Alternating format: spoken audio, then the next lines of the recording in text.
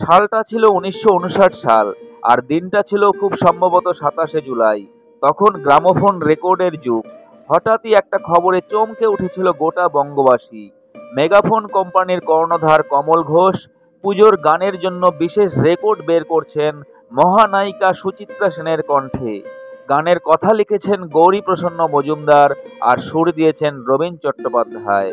বাংলা সিনেমার সর্বকালের মহানায়িকা সুচিত্রা সেন অভিনয় জীবন শুরু করার পূর্বে নিজেকে গায়িকা হিসাবে সকলের কাছে পরিচিত করতে চেয়েছিলেন, কিন্তু তার ভাগ্য তাকে অভিনয়ের দিকে টেনে নিয়ে গেছে।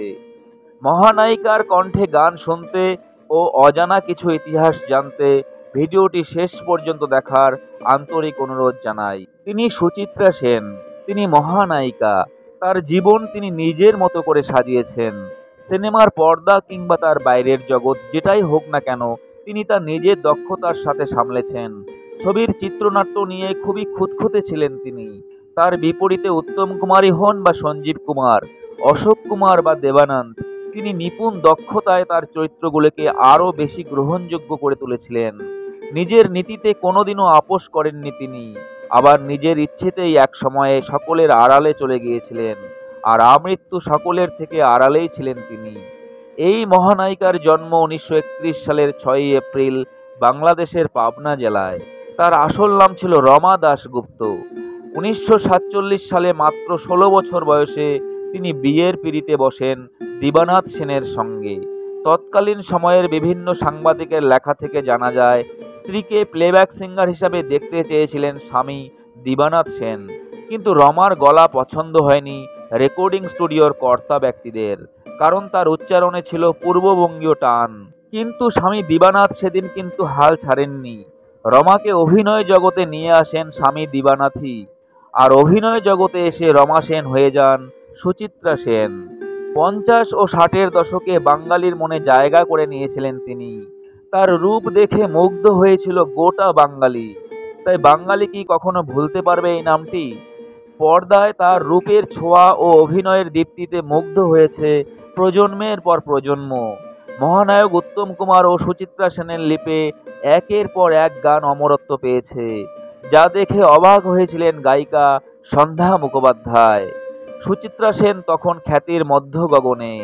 রিলিজ হয়েছে দ্বীপ জেলে যায়, চাওয়া পাওয়া এই দুটো ছবি, আর দুটো ছবি ছিল সুপারহিট।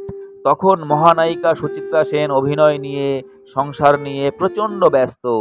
আর সেই বছরেই মেগাফোন কোম্পানির কর্ণধার কমল ঘোষ সুচিত্রা সেনকে দিয়ে পুজোর দুটি গান রেকর্ডিংয়ের কথা ভেবেছিলেন, আর এই প্রস্তাব দেওয়া হয় মহানায়িকা সুচিত্রা সেনকে। সুচিত্রা সেনও প্রস্তাবে রাজি হয়ে যান খুব সহজেই, কারণ সুচিত্রা সেনের স্বামী ছিলেন মেগাফোন কোম্পানির কর্ণধার কমলবাবুর বন্ধু। কিন্তু একটা প্রশ্ন তখন ঘুরপাক খাচ্ছিল, যে ভারতীয় সঙ্গীতের আকাশে তখন এত বড় বড় সিঙ্গাররা থাকলেও কেন মেগাফোন কোম্পানির কর্ণধার সুচিত্রা সেনকে বাছলেন এই গান গাওয়ার জন্য? নেপথ্যে ছিল কিন্তু অন্য ঘটনা। ১৯৪৬ সালে মেগাফোন কোম্পানি বন্ধ হয়ে গেছিল। ১৯৫৯ সাল নাগাদ আবার নতুন করে চালু করার ভাবনা আসে কর্তৃপক্ষের। তারা ঠিক করেছিল এমন কিছু করবেন যাতে চমকে যাবে সমগ্র বাঙালি। আর তখন কর্ণধার কমল ঘোষের মাথায় আসে মহানায়িকা সুচিত্রা সেনকে দিয়ে আধুনিক বাংলা গান গাওয়ানোর প্রসঙ্গটি। আর তখন মহানায়িকার জনপ্রিয়তার তুঙ্গে। কমলবাবুর কথায় সাহায্যের হাত বাড়িয়ে দেন সুচিত্রা সেন। স্বামীর বন্ধু কমল ঘোষের কোম্পানির যদি উপকার হয়, সেই ভাবনা থেকেই গান গাইতে রাজি হয়ে যান তিনি। আর রেকর্ডিংয়ের আগে বেশ কদিন রিহার্সেলও করেছিলেন সুচিত্রা সেন কমল ঘোষের বাড়িতে। আর ফাইনালি গানগুলির রেকর্ডিংটাও সম্পন্ন হয়েছিল। প্রথম গানের কথা ছিল আমার নতুন গানের নিমন্ত্রণে আসবে কি, যেটা সুচিত্রা সেন রেকর্ডিং করেছিলেন নিজ কণ্ঠে।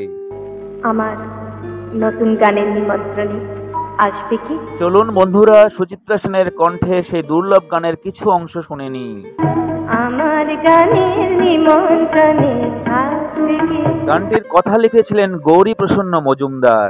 আমায় তুমি আগের মতো তেমনি ভালোবাসবে কি? গানটিতে সুর দিয়েছিলেন রবীন চট্টোপাধ্যায়। বলো না নতুন গানের নিমন্ত্রণে আসবে কি? সুচিত্রা সেনের কণ্ঠের দ্বিতীয় গানটির কথা ছিল মনে নয় আজ মনে হয়। মনে নয় আজ মনে হয় যেন রঙের আগুন প্রাণে লেগেছে। শুনছেন মহানায়িকার কণ্ঠের দুর্লভ গানটির কিছু অংশ।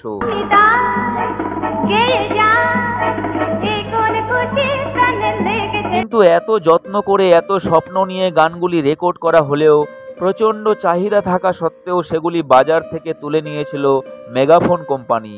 তাদের বক্তব্য রেকর্ডিংয়ের কারিগরি কিছু ত্রুটির জন্য তা করতে হয়েছিল, আর যার ফলে সঙ্গীতপ্রেমী ভক্তরা মহানায়িকা সুচিত্রা সেনের কণ্ঠের সেই গানগুলি আর শুনতে পাননি তখন।